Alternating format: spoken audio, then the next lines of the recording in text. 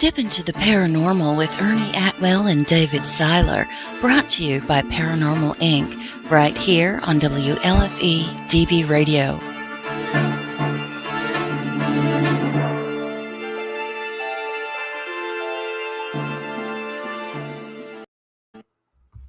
Well, hello, everybody, and welcome to episode 45. That's my favorite part of the show. Keep tracking the numbers, man. Let's see. Last week it was like 43. No, 44. Pick a number. We do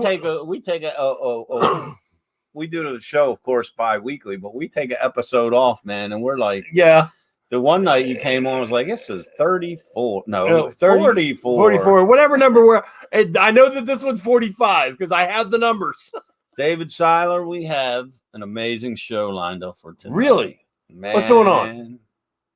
We're here. Booyah. All right, everybody done? Thanks for no. If you, for those of you that saw our last episode, which was 4 weeks ago, because we took off July 4th, we had our friend Jamie on. Okay. I met Jamie shortly after we filmed for Haunted Hospitals. And tonight we have Jamie's entire paranormal team with us. They are New England Spirit Society. Take a guess where they're from. Maybe New England. There you go. Booyah, Bay. Welcome to the show, guys. Hey, how are ya? Hello. Howdy. Are all of you in New Hampshire right now? Or are you in different locations? No. Different location. This house is in New Hampshire. Everybody else is in Maine. Oh, wow. But you gotta understand, like I could throw a rock from my house and hit Maine. So. Oh, really? Yeah. Wow. Yeah, probably less than 3 minutes away. Like the South Berwick's 8 minutes from us. So We have so much we want to talk about with you guys. I don't even know where to get started. Like Dave and I we have so many friends up your way. And we just hear all the stories coming out of the New England area. Oh, yeah. And we were so honored to have you all with us tonight. I've been waiting for this personally to get you guys on to talk about some of your adventures and everything happening in that part of the world. So I guess started off, whomever, just tell us how you guys all came together and started your group. Well, so this is Boats. And then you got Paula. The three of us were on another team. And, we kind of had a different vision than what the other team had. And so we decided to split off and start our own team. And then we've kind of collected people along the way. Riff-raff. We got the riff-raff. Picked up strays. I'm the token good-looking man. Yeah. So when Paranormal Inc. started, I collected Dave, and he was doing a solo project, and I came with him. But once I collected Dave, I knew I couldn't handle no more, so we cut it at that. we adopt them like stray kittens. How long has your current team been together? We actually just started in November, believe it or not. Oh, wow. We're new. Very good. Nice. New as a team. New as a team. We're all, except for a few of the team, most of us are, that's our new, this is baby Ness right here. She's less than a week old. Aww. And but the rest of us have all been investigating for a minimum of 5 years. Nice. Very well. Now, this historian and researcher I keep hearing about, which one of your members is that? That would be me. Ashley, we've heard so much about you and what you do. And it has been good. We'll give it that. Most of it. But we've heard just the contributions that you make toward the team and when you guys are setting up for an investigation, and it's really cool. Really cool. Yeah, so we decided as a whole that we wanted to kind of go in this a little differently and have somebody that fully dedicated to researching every single case and finding all the details, not just a few of who lived there or who may have died in the house. We go into family histories, we look for diaries, we look for personal information. I've gone as far as finding someone's bank records from the 1700s. So it's we just want to come forward with everything that could be a possible help in any investigation for not just ourselves as investigators, but for the clients as well, and how to help them deal with their problems moving forward with the help of Paula. So that's important to all of us to know everything we're getting into before we walk in the door. Right. I hear David over here typing. Sorry, I'm answering all the people as they're coming up and all the people that are coming in. So I'm not ignoring you. Are any members of your team mediums or psychics or anything like that? Oh, okay. Both of you. Those two. Wow. We keep it in the family. Yeah, Okay, you all are related? we're sisters. Yeah. Oh, really? Yeah. Oh, very well, good. How do you feel about, do you ever do, and how do you feel about doing like a remote view before you go into somewhere or before you start a case? That's actually how we do it.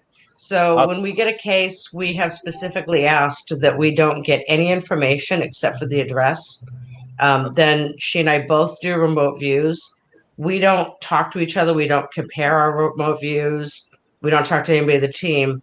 Once they're done, we sit down and have a meeting, and we'll go over what we got, and then Ashley will tell us what she got for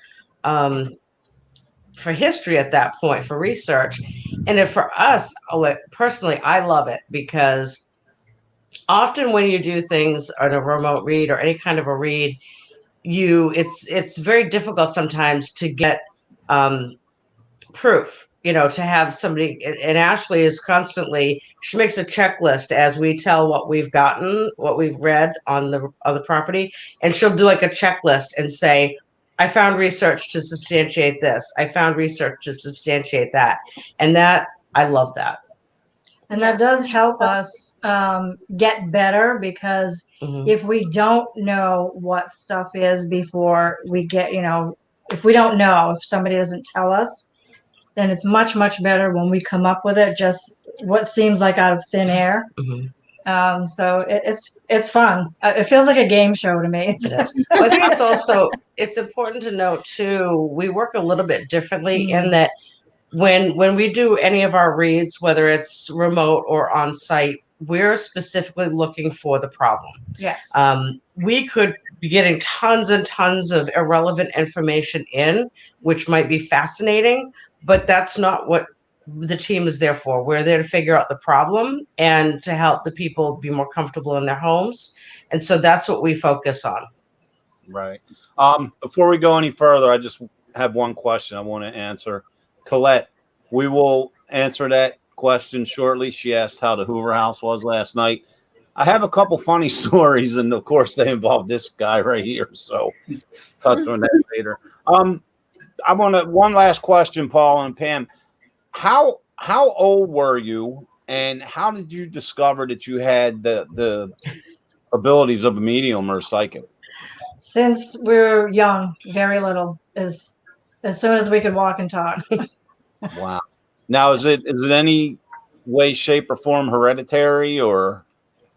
Yes, I would say so. We all have had, because we have two brothers as well, and we've all had experiences and our parents too. Yeah. Wow. Nice.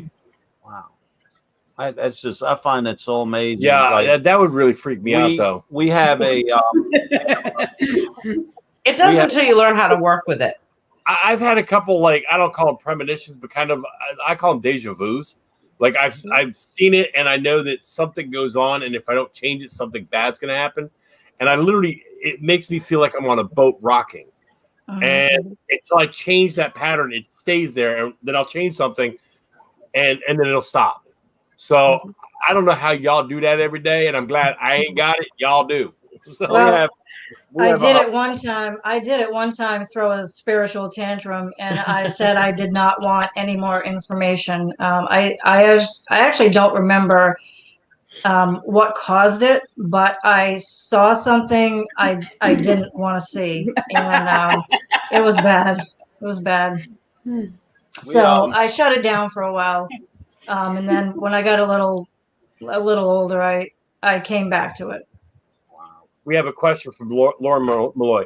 Paul and Pam, what abilities do you have, seeing or hearing?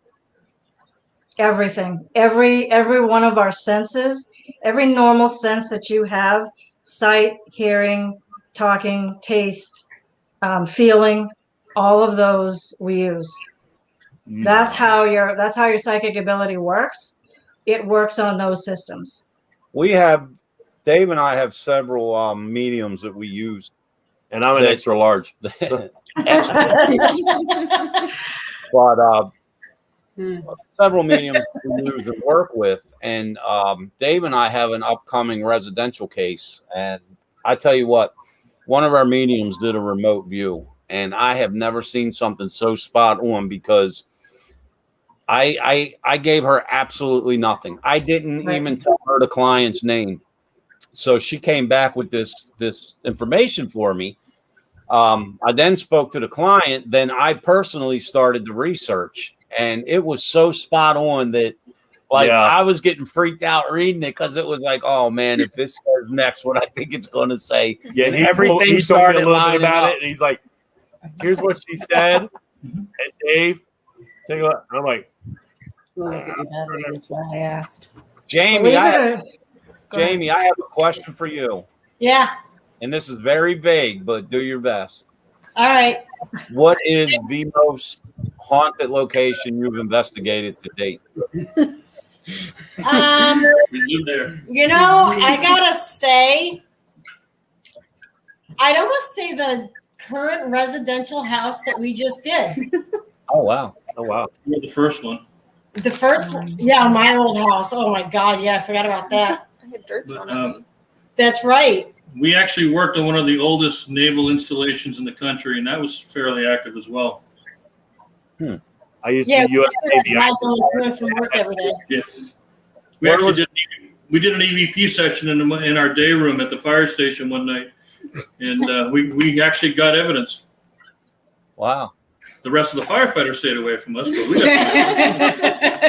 we actually did the Fire and Police Museum up in Essex, and we were there with Mike King from Ghost of Shepherdstown and his wife, and there were things directed right at her that we couldn't explain. So, wow.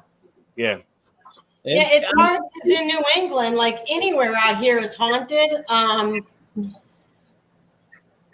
There's been a lot of places that we've been to that it's just constant activity. So I guess I don't really think about it for the most part because, like my house, it was very busy, but I was used to it. You know, investigation standpoint, this last investigation we did was busy. Wow. I know it's a little bit of a distance from where you guys are at, but Dave and I will actually be in Rochester in March for the you hit me on the side. Stop that. Rochester Parafest. There you go. Sorry. Just in New York. I'll get right in the middle of something. He's like, good question. Wait, what? That's why I did that.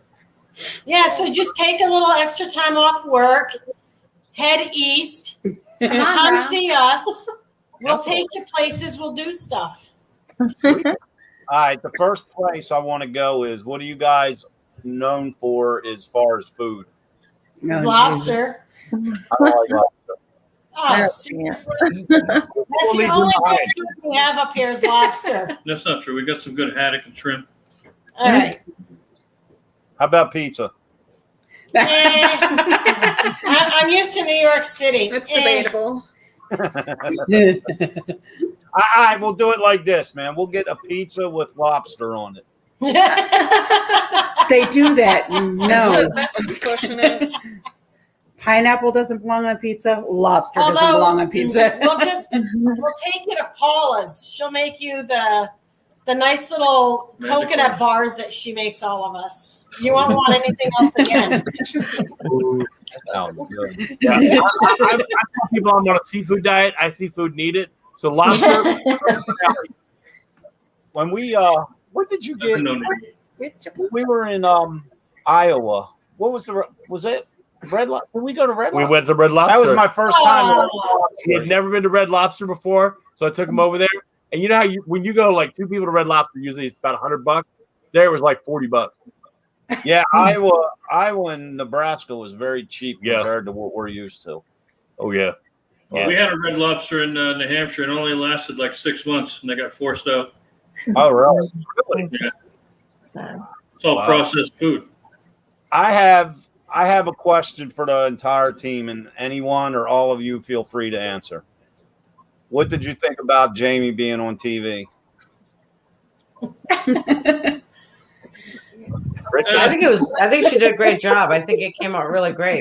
Yeah, she did a good job. Yeah, she did a great job with that woman that played her. Kind of reminded me of Alice from the Brady Bunch. No, it was actually pretty good. I tell you what, man, I didn't want to know Jamie's story prior.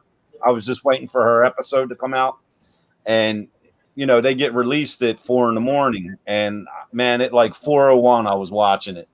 But what I liked about Jamie's story was it took such a turn, because the first portion was involving the lady getting pushed and whatnot, and then it completely turned, like took a 360-degree turn. I was like, oh wow, this had a whole different outcome than I was expecting. He called me up at 6 o'clock in the morning and go, dude, the girl that I was up in New York with, it just came out. I mean, I'm like, slowed it down. So I was watching until 5 in the morning.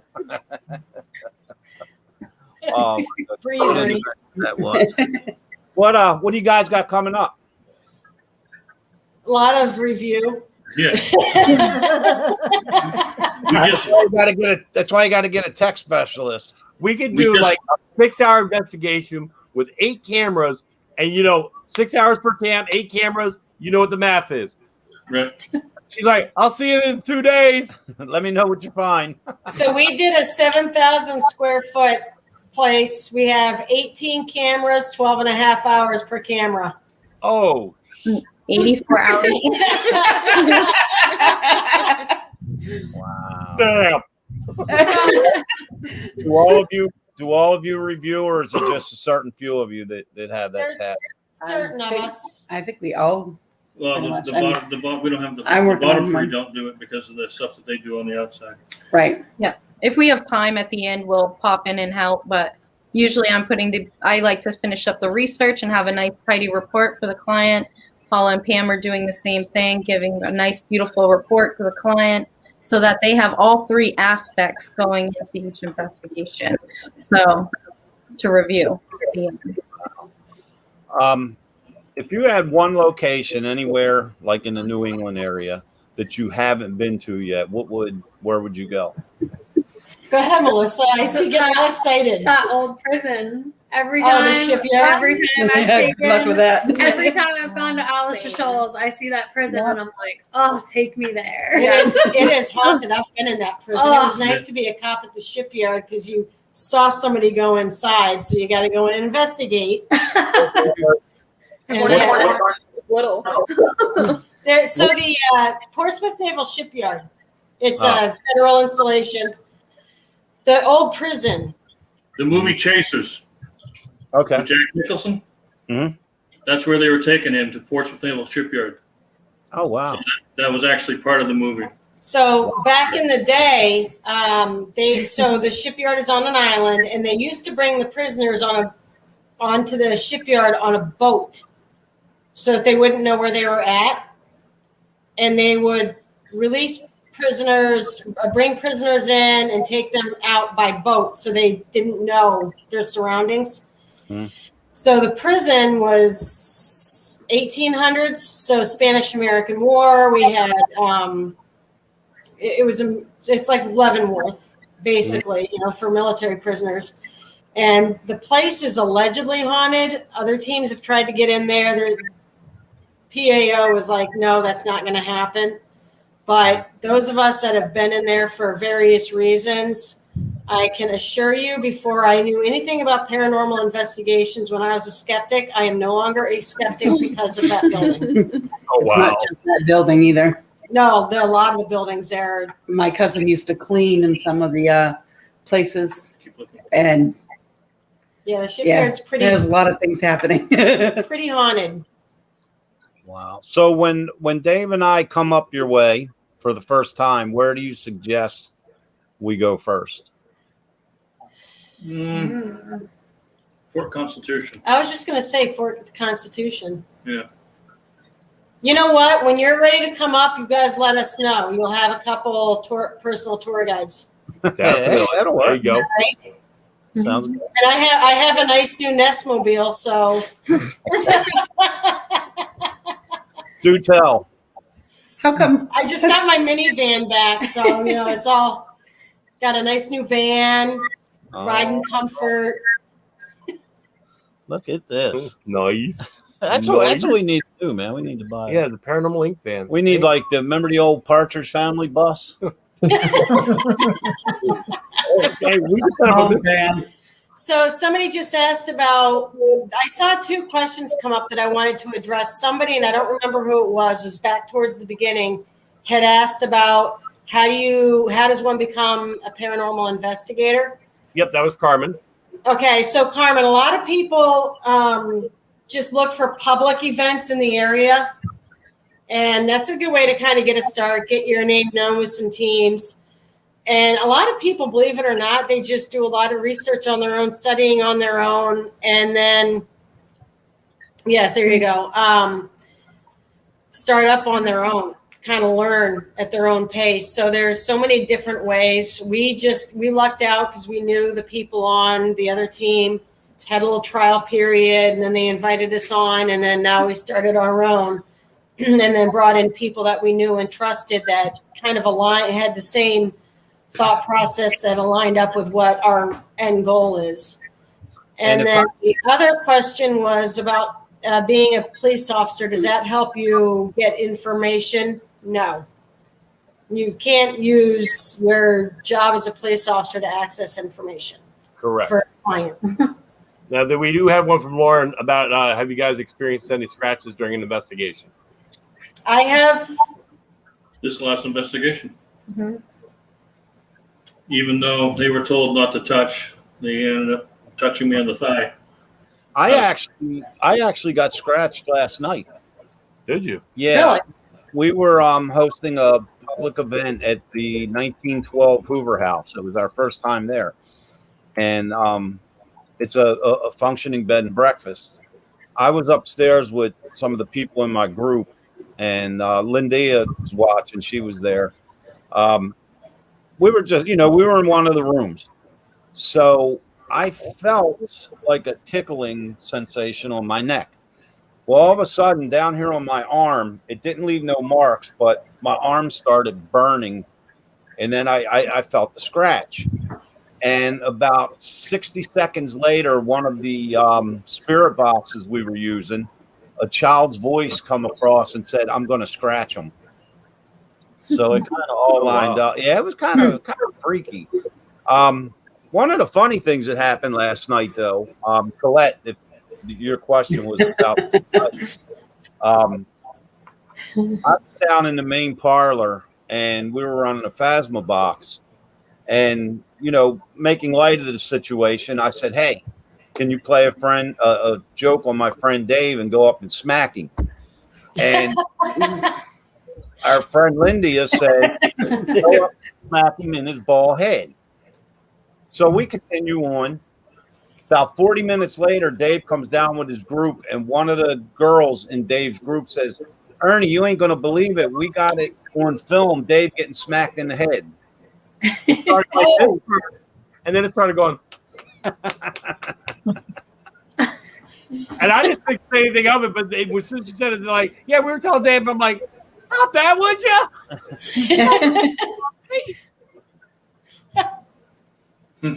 But that was a very interesting place, to say the least. What I like, if you're ever in Pennsylvania, definitely go to the Hoover House. It was, you know how some places are scary and some are just active. And this place, what I liked about it, it gave you a very historical feel.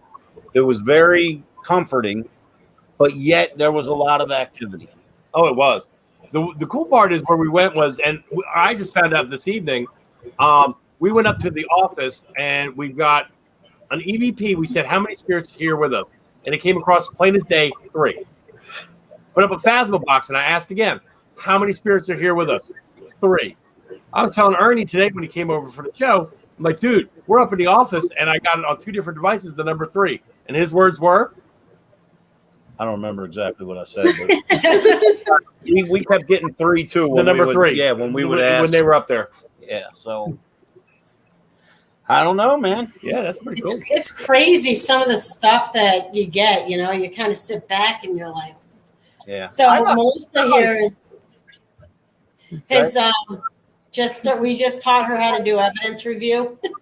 Oh, 2:00 this afternoon. She's supposed to be over here at 3 to do some training with us. And next thing you know, she's sending text to me. I can't stop, and she's got all these pictures of evidence review. I'm like, oh, geez. And it's addicting, right? Like, it's boring. But man, when you get that one little bit of anything, you're like, what? Yeah. Yeah. Oh yeah. I mean, I love it when you're able to not only catch something, but then without even knowing it, you are able to confirm it with somebody else. Right. So that, when you solidify something like that and you have it on film, our cameraman John, who's actually in the show right now, somewhere in the chat, he does an amazing job, and he catches stuff that we completely miss. So love him to death. So if you ever need a good cameraman, reach out to John. He's here in the show. For example, twice a year we do a seminar in our hometown. And we didn't tell John, but I've actually investigated the hall where we do the seminar. And John contacted us. He was reviewing what he filmed 2 weeks ago for us. And he's like, hey, I got a question. This might sound crazy, but has there ever been any reports of activity in the hall itself? And we're like, oh, yeah. And he was telling us while he was going through everything, the voices and stuff that he was picking up that we were completely unaware of. Like listening live? Yes.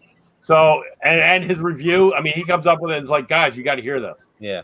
You guys got to come to the Gettysburg Battlefield Bash. I mean, heck yeah. That's a wish list of mine.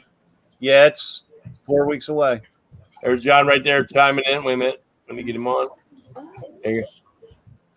Yeah, he said he heard it. He heard it live. Paul and Pam, I hate to put you on the spot, but every time we have a medium on, I ask the same question because I'm just so fascinated with the answers. As far as what you're able to do and the gifts that you have, is it like if you, let's say, for example, you're going to like a family function somewhere, the abilities you have, is that something you're able to turn on and off when you're like not there for that? Yes. You know what I mean? Yes, you do need to have control of it. You do practice that. Well, you should. I don't think everybody does. True. But if not, you're being completely inundated all the time. It just becomes too much. Right. So all the senses that you use, all of your physical senses are the same senses that you use for accessing that ability. We all can do it. It's all part of our survival system. It's just some of us train a little bit more in it to work with it. And so it gets clearer, it gets better, it gets stronger. Oh, wow. Wow. That it just amazes me, especially like we were talking about the remote views. And I've already had, without them knowing, I've already asked someone to do a remote view for us, and I gave them wrong information just to see if they would pick up, you know what I mean? Right. To check and they were right on it. They called me up and was like, and explained everything. I was like, oh, wow. Okay. Sorry. I sent you the wrong photo, but I did it deliberately just to Not that I questioned them, but I just wanted to see the end result. He's a cop. He does that regularly. I'm only a cop when I'm working, and that's questionable then too. Y'all don't know sign language, but wow. You said that recently you had a residential case. Yeah. Is all the evidence? Have you went over all the evidence already, or are you still doing it? We just did it last weekend, so we're still in the review phase. It'll be a long time through all this evidence. oh, definitely. Yeah, been there, done that. Sometimes it And takes. babe, some of us do know sign language. I know exactly what you just said.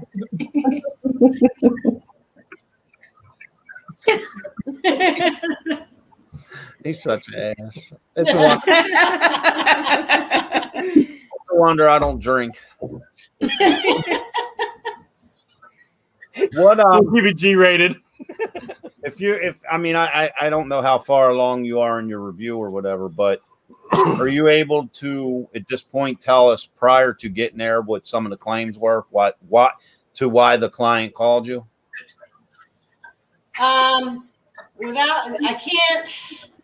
We can't really say too much about the property without giving away its location.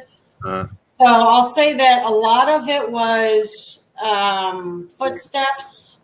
Mm-hmm. They didn't really know if there's much there. It was more of there has to be something here, something more than footsteps and music playing. Oh, wow. So I had experienced the footsteps and the music playing just doing the walkthrough. Explain, what do you mean the music playing?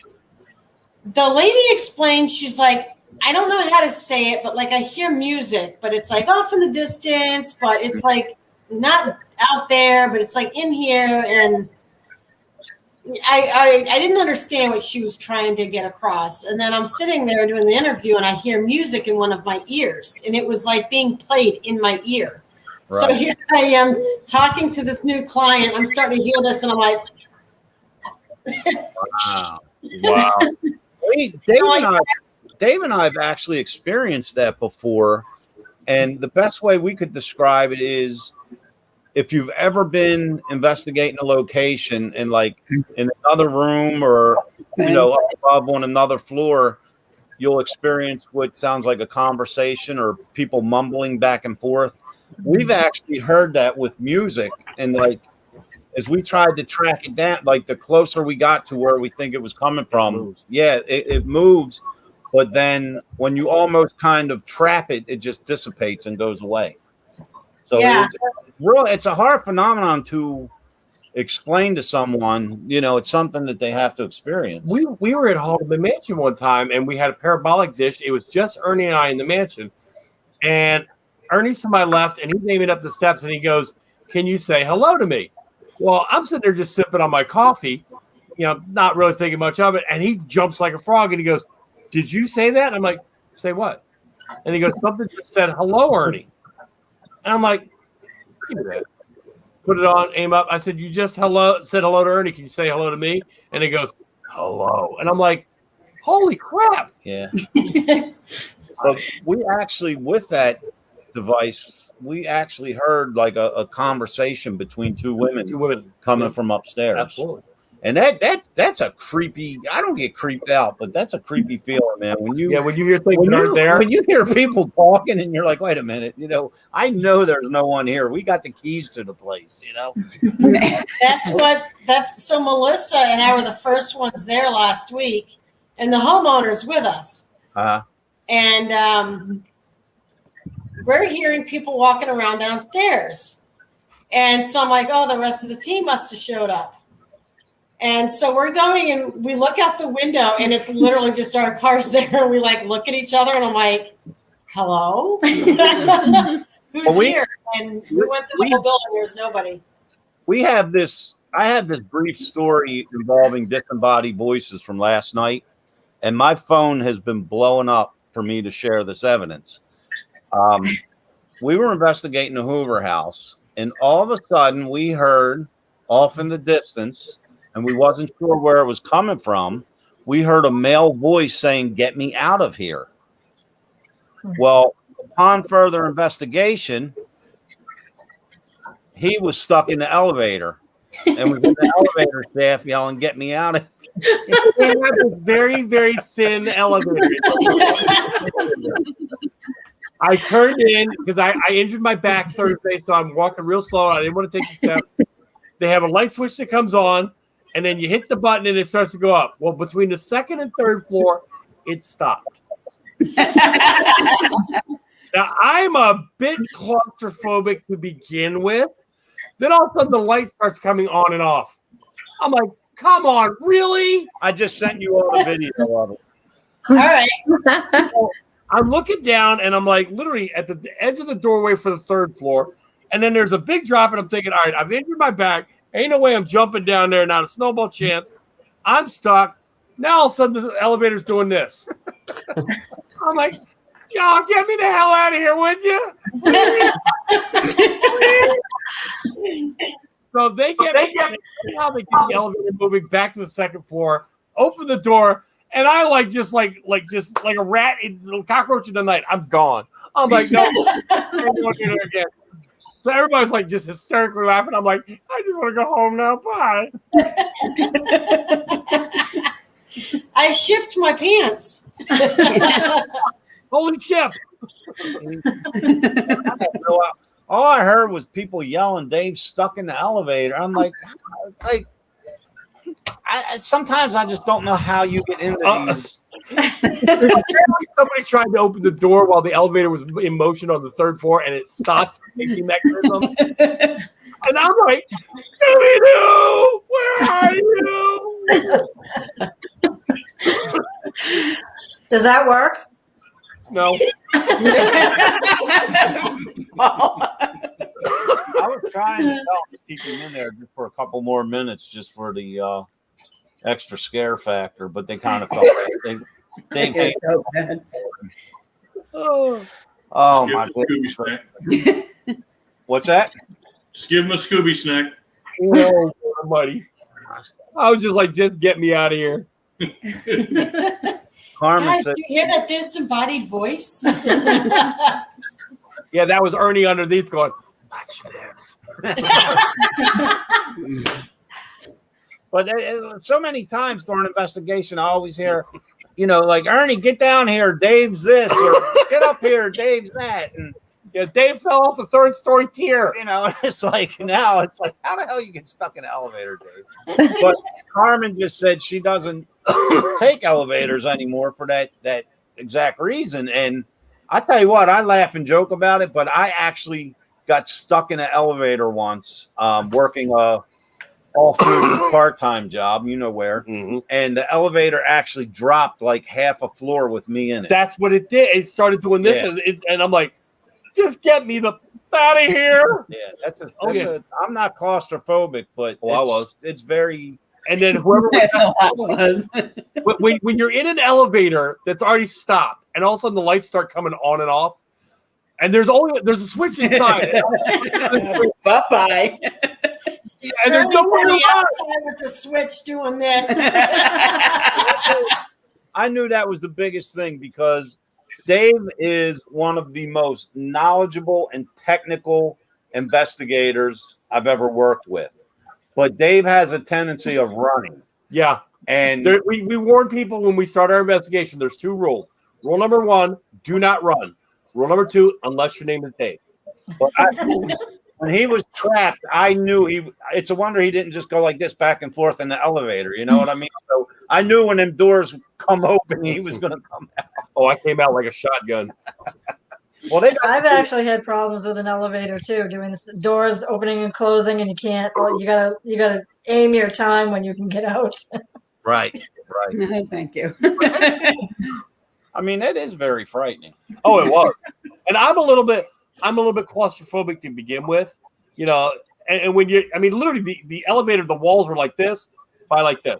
Yeah, they were little. It was little enough for one person to stand in and go up. You know what would have been funny? I'm sure you all seen it on Facebook. Remember they had that like the hidden camera and it was a joke? Yeah. And somebody be in the elevator and the light would go out, and then when it would come on, it was a little girl standing there. Dude, you would see the elevator. That would have that would be the side of the elevator. Dave would have gone right on through, gone. If you can get a picture of that, Ernie, we can have stickers made. I'm just saying. We know people. T-shirts made and sell them at the bash. We know people. Oh my God. We could meet. And when we last month or 2 months ago or whatever, we were in Iowa for the Paranormal Relief Project. Oh my God, he turned me into Aaron. And we at the same time a documentary was being filmed. He turned me into Aaron. I'm telling you what. So Dave, go down that dark hallway and go knock on that door. So we have our group in the basement, what we call the Shadow Man hallway. There's been a lot of video and photos of the Shadow Man, and his room is actually down the end of the hallway. And I mean, it was the darkest dark you ever want to see. So Josh Hurd is walking around filming, and Richard Estep is with him, and they were in another room. So we're trying to entice this man very respectfully to come out and show himself. So I said to David, I said, hey, look, if you want somebody to come out, the best way is just go down and knock on his door and ask him to come out. Why don't you go down and knock on the door? So go ahead and knock on his door, Dave. It's dark. All right. I know that there's on the third door. The first two doors are open. So I'm literally feeling the hallway because I'm like, all right, there's empty door number one. Great. Hallway door, wall. Okay, great. Doorway number two. Literally, I passed doorway opening number two, and it feels like somebody goes, boom. Stop right there. We had a ball. We had a ball in the middle of the floor. When you touch it, it lights up, a big ball. So we're trying to focus, seeing Dave feel his way down the hallway. All I hear is a scream, the ball light up, and Dave hit the wall. And I'm like, what the hell is he doing? So sure enough, here comes Dave running up the hallway. So as he's making a great turn out of the hallway, he's running by screaming as Josh and Rich come by filming. And they're like, are you okay? Yep. And they look. What's going on here? Dave was actually pushed, which caused him to kick the ball, which lit up and made sound and scared the ever-loving Jesus out of me. And then he hit the wall. So at that point, the Shadow Man didn't come out, and I can't really say I blame him. Well, no, the Shadow Man came out with the wrong door. Luckily, I had to keep the clothes in the car. So, yeah, he loves putting me in these little situations. Hey, Dave, go check that third-story drop right there. But I mean, the guy's 6'6", so he's a little bit more safer than, sending little old Ernie down there. You know what I mean? So it's less than a fall. You're fine. Yeah, it's that sudden stop at the bottom. Overrated.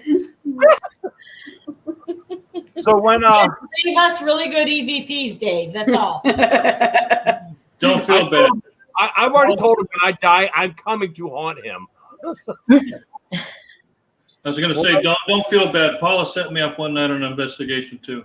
I did not. Paula got to witness me going tactical on a Raggedy Ann. Yes, I forgot about that. Really? Yeah. Do explain. That was we were doing a residential investigation, and downstairs in the downstairs apartment, this young lady had some Raggedy Anns, and all I had was a K2 meter with me, so I had just the green light from the K2 meter as I'm walking through doing a. You gonna be all right, Paula? I'm glad you can laugh. We're going through. I'm going through, and she's out in the doorway. And I got my recorder going. I got the K2, and I just got the light of the K2, and all of a sudden I turned, and there's this Raggedy Ann face right in my face. Oh my god! And yeah, I went completely tactical, throat punched it and everything. So and then I was just giggling out in the hallway. The best part of that was doing evidence review. And not knowing the story, but seeing it and dying laughing. Oh, my face hurts. Oh, God, that's hysterical. That was the best. Where was that? Oh, you said that was a residential case. Yeah, it was a residential in Rochester, New Hampshire. Oh my God, that was. Well, have you ever been to Rolling Hills? No, I haven't. Well, you guys are in Rochester, New York. Rolling Hills Asylum is in New York. It's in East Bethany. Yep. And so see if you guys can just happen to get in while you're there. Okay. I highly suggest it. It's a great location. Mm-hmm. We were with our old team and we're all like filed in the main hallway and just kind of standing there talking, where are we going to put equipment, so on and so forth. And then all of a sudden we start hearing whistling and we're all looking at each other going, who's the person that's whistling? Well, we're all talking. And it's dead quiet. Nobody's lips are moving. And you hear the whistle literally just down the hallway between all of us. And we're like, what? That's like, we all heard it. Yeah, and you could have seen all of our heads were turning as it was going past us. We're like, oh, wow. It was impressive. So I'm going down into the basement into the morgue to set up a camera. Well, I wasn't expecting a body in a body bag to be in the morgue. Hi. So you can imagine the shrill that came out of my mouth when I turned the corner in the morgue and there's this body laying there. Well, that's a few years, man. I'm talking maybe 10 years ago or better. When I was with my original team, we investigated a mansion, and this place was huge. Well, they didn't tell us that the one room upstairs actually stored all the props for their Halloween haunted house. So I'm going down the hallway, and I see a door, and I'm like, and I tried, and oh shoot, the door's open.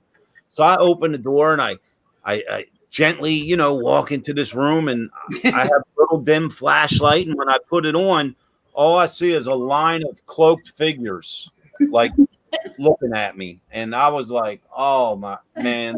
But I wasn't prepared for that. Hey, I want to answer Carmen's question real quick regarding the K2. We lost your video. I was just going to say, you guys. Two things that's good with the K2, Carmen. We like to use it at doing a preliminary sweep to get a measure of the electrical readings and a good baseline. That way, if we do turn the K2 or some sort of meter like that back on later in the investigation, it's easier to tell the fluctuations if it's something that is possibly paranormal or not. We've lost our video. I'm working on it. Twice. We see you there 3 times. You bet. We're working on it. There you go. There you go. Okay, we're back. Hey. We have occasionally I have a lot of activity in my house, and I have very mischievous spirits here that love to like I have a whole computer set up over here. We're off screen where you can't see it from my work. We'll be sitting here and it'll turn on, turn off, turn on, turn off. Then it'll flicker stuff. So I'm not surprised that we just lost the video. We never had that happen before. Nope, never had that one happen, but that was pretty cool. And I swear I didn't kick nothing. I haven't moved my because the cable's right here. That was not it this time. No, that wasn't. Now you're talking about a body bag. All right, I got to tell a story. This is not paranormal, but all right. So let's go back in the Wayback Machine like 30 years ago. I worked out in Arizona as a maintenance personnel. I get a call at 3 a.m. in the morning that there's a leak in the building at the bottom floor. Started going through all the apartments, starting at the bottom, going up. Come to find out, I walk in and there is a bathtub that's overflowing with somebody who looks dead. So I reach in, I feel pulse, nothing. Call the police. Police get there. He feels nothing. calls the coroner. He feels nothing. So the paramedics are there. They pick him up on a body bag, zip him up. They're all sitting in the middle of his living room talking about what happened, what I found, how the bag sits up. True to God story. Bag unzips. Guy comes out. Dude, what's going on? I have never seen a police officer, a paramedic, a coroner, and myself move that fast. We're all at the door looking in going, dude, what's going on? You all right? Apparently, the water got so cold, he had so many pills and whatever in him, and he was in a cold water bath, and it brought his vitals down. And the coroner said, the coroner pronounced it. And they said apparently putting in the body bag warmed him up to apparently he came back. Whenever I see a body bag now, no. Are you really dead? Guess what Dave's going to discover on our next investigation? You're never dead until you're warm and dead. Holy crap. Oh, my God. Guys, we are almost about at that time where we got to cut you loose.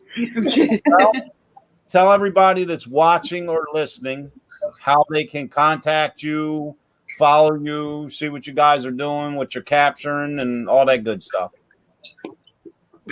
Everybody looks at folks. So you can find us on our website at newenglandspiritsociety.org and New England Spirit Society on Facebook. And you'll be actually on the website and on Facebook. You can communicate with us. And every now and then when you sign on to the website, you might even get me saying hello to you, kind of like a creeper, because I get excited when somebody comes on our website. He does. I've seen it. Wow. And then Melissa is going to be setting us up on Instagram. Yes. Okay, cool. Nice. Cool. Very She's our good. media queen. Oh, that's my name. Media publicly. Who is the media queen? The probie. The probie. Rook. She's got a face for TV. Well, guys, we can't thank you enough. Thank you for joining us. We us. got to have you back because I want to hear your evidence from what you're reviewing now and all that good stuff. If there's anything you need from Dave and I, Jamie, all of you know how to get in touch with us. And whenever we are up that way, we will give you pre-warning that we are coming over.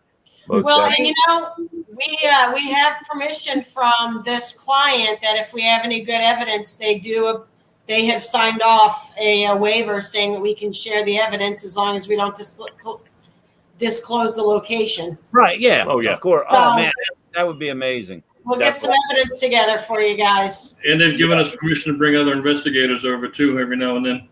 Yeah, that would be awesome. When you get that done, Jamie, contact me. We'll get you, because I handle all the scheduling for our episodes. We'll get you right back on right away, and I would love to hear about it. And just keep us posted, man, on anything you do, because Dave and I, we hear so many stories from our friends about up that way. Oh, yeah. And it's just, we love it. So keep in touch. Thank you again for coming on. That one I know. Talk to y'all soon. All right. Thank Thanks, you. guys. Bye. They are awesome. They're so funny, man. They're a blast. Can you imagine? That poor guy, I know them women put him through hell being the only guy on the team. 7 women, I was counting them, and 1 guy. Oh, my God. Oh, jeez, it was. Oh, my goodness. Dave, guess what is in 4 weeks as of tomorrow? What's that? The 2021 Gettysburg Battlefield Bash, baby. And we were with the crew last night, and everybody's so excited, and I cannot wait. It is going to be a lot of fun. Oh, definitely. And after that, let's see, what's that, in August? Yep. September, world's largest ghost hunt. Yeah. This year, man, we got a cool lineup with us this year, guys. Dave and I will be returning to the Samuel Miller Mansion. we have 3 amazing guests coming with us. Of course, everyone knows Jeff Leeper. Okay, we got Jeff coming with us. We have the Maven Medium, Kelly Miller, who'll be joining us. And our good friend from Happy Horrors Productions, Loren Malloy, is going to be with us. Now, we have somebody asking, how do you get tickets to that? Here's the thing. For us, this one you can't.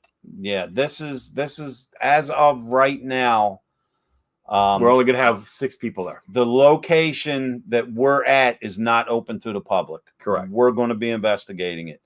If anything else changes, we will announce, and because things are still in the works. But at this point, it looks like it's just going to be us investigating it, and maybe about a half dozen observers that I have no. And they're not going to be investigating the observers. They're just going to be observing. They're just going to be in the background watching what's going on. Right. And the person that runs the mansion, I believe, will be making that selection.